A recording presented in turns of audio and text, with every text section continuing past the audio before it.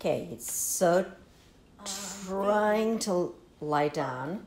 Okay, just missed her. All right, so now we're working on the upper back and the neck. So you're going to raise your hips up in bridge, both arms overhead, and then very slowly come down. So inhale, raise the hips up, arms overhead. Slowly, slowly come down. Now, inhale, right arm overhead, hips up. Slowly come down, turn your head to the left, and then the arm comes down. Inhale, left arm up. Slowly come down, head turns to the right.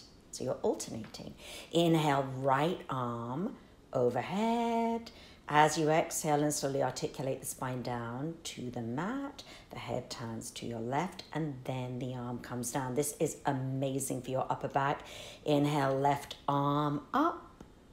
Slowly exhale the spine down, head to the left. And then finally, inhale both arms overhead and very slowly articulate each vertebra down to the mat. This actually gets space between every single vertebra. And then finally, just hug onto your knees, rock gently from side to side, just massaging out the lumbar spine.